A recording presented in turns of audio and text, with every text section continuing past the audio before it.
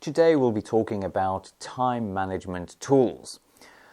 Welcome to Steelo's Podcast, where we discuss various operational methodologies and basically some insights as to how we operate. And obviously, with any business, managing time is one of the most important things required.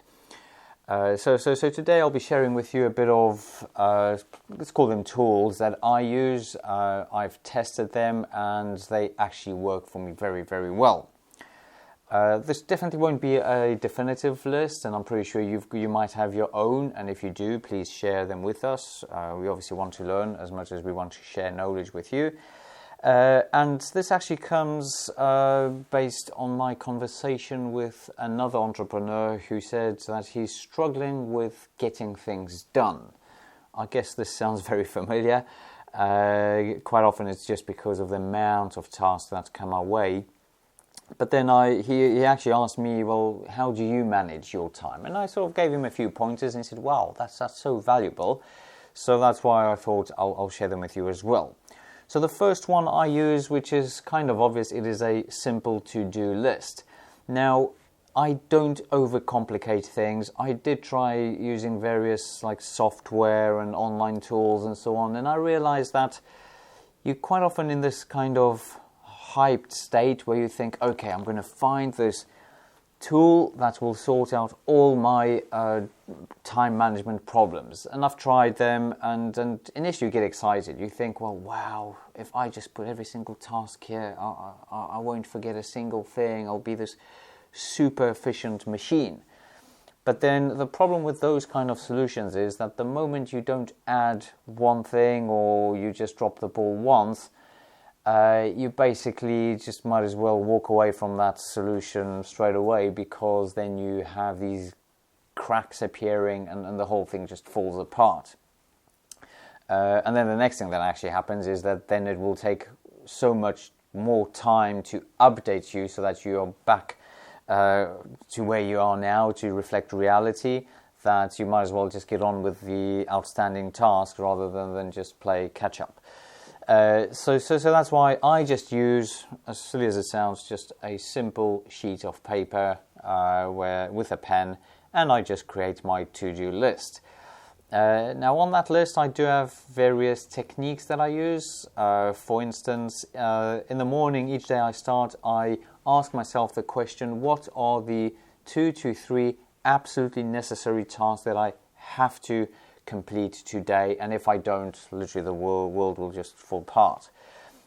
So I mark them normally with a star, maybe sometimes underline them, and that gives you there are a few reasons and benefits from it. First of all, you actually address those tasks and they don't fall under all these other tasks, and you just don't forget about them.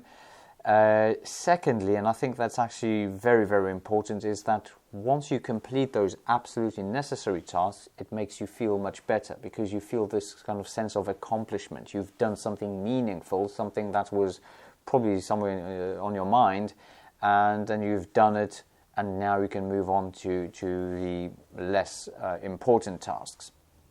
So good old traditional to-do list without overcomplicating it, without having online tools and so on, just a list that you can carry with you. The other thing that I also do, and that's especially when I'm on a busy time schedule, when let's say I need to leave at a specific time from the office, and then I've got another meeting during the day, and suddenly you realize that you are really, really restricted when it comes to flexibility.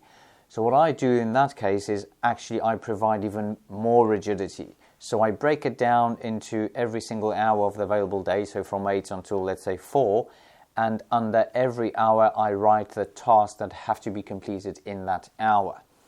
Now this comes from schools. Obviously we all went to school and we had various lessons at various times, and the reasons why schools are so efficient in education is because they break it down into subjects, and then subjects are then taught at specific times.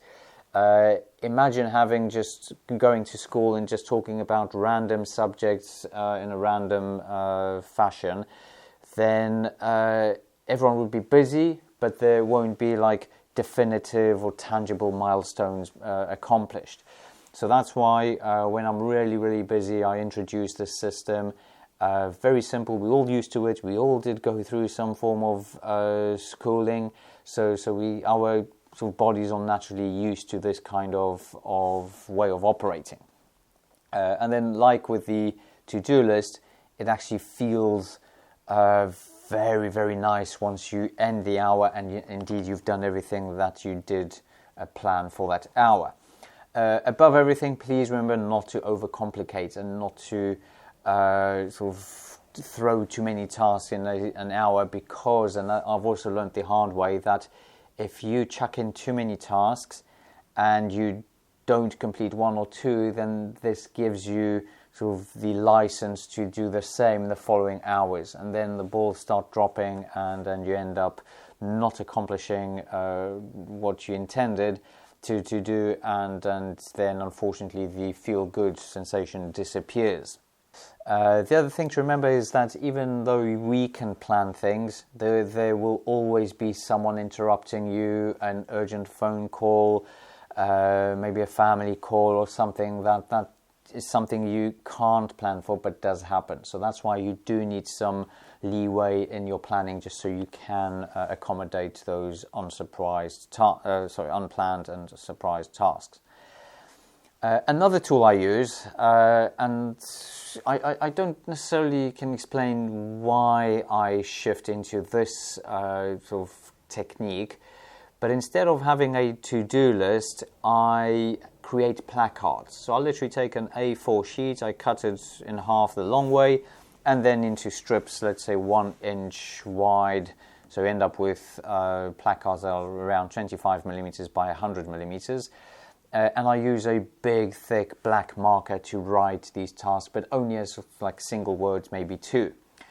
I then lay them on my desk, one after the other, in a sequential order, and there are a few benefits of it. First of all, you can see those tasks. Unlike a busy to-do list, you suddenly end up with a full sheet with so many tasks, and it's quite difficult to differentiate those tasks. Plus, once you've written them down, you can't necessarily shift them around without scribbling over and so on. Whereas with these placards, you can easily just shift them around and then create a nice sequence.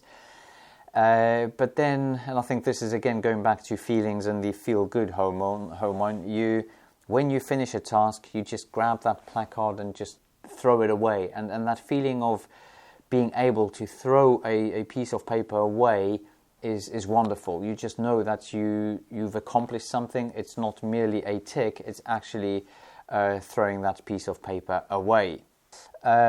Another technique I sometimes use, especially when I've got a task that I've been procrastinating with, something I'm really not looking forward to, I then go to a person within the company. Sometimes at home I just ask my partner, but I just say, hey, I've got this awful, daunting task to do. Could you just check upon me at the end of the day whether I've completed it? And this is a very interesting technique, because it doesn't have to be your manager or someone above you. It could be your colleague or someone on the front line. But just by mentioning it to someone, you're now exposing yourself, because now there's someone that will check upon you and makes you feel accountable for completing the task. And if you are the owner of a company, a manager, and you ask your employee to do it, well, then the pressure's on, because if you demand completing tasks from others, then you absolutely can't ask someone to check upon you and then you don't complete the task. So I find it very useful. It feels like you have a stick waiting that's going to hit you if you don't complete the task. But it's been very, very helpful. And then suddenly these daunting tasks, you just sit down, you just plow through it and just basically get it done. Another tool, which is kind of obvious, but sometimes people aren't aware of it, but it's a Google Calendar. Now, there are various online calendars, but I prefer using Google, just probably because of the sharing facility, and I can have it on multiple devices. But I use the calendar not only for like major events or meetings, I actually use it to remind myself of, let's say, making a phone call, or the fact that someone I've asked to do a task and they should get back to me, let's say, by next week. Instead of remembering it or putting it somewhere on my to-do list that will distract me every single day, I just stick it as a, by default, half an hour slot on a specific day, which basically means I don't have to remember about it. When the day comes and I check the calendar regularly during the day, then the calendar will remind me about this task. The overarching rule for proper time management is to download any thoughts from your mind. So the worst that you can do is actually remember things without having them written down. It's something that creates chaos. If we don't write things down, we might feel like there's so many things to do. But then when we write it down, it turns out there are only 6 tasks. But because they're not written down, they're all in our mind, and each one of them is fighting for its own attention. It's like, oh no, you have to do this, then that. But it might be only 6 of those tasks that are creating all that chaos in our heads.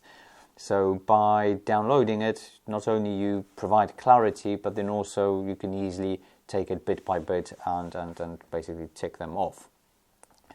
There are some other tools I use. For instance, a very easy to use app which allows me to just add items one after the other, and then when you click on it, it just basically crosses it out.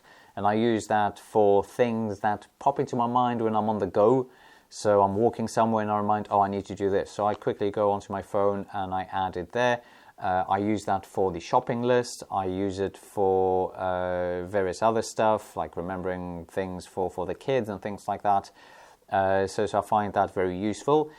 But like with many things, there isn't one solution that will fit everyone. And I'm not claiming that any of my solutions are the best. They work for me. I know they work for others, but every one of us is different and we all operate in different ways. But like I said, for me, these are very, very useful tools.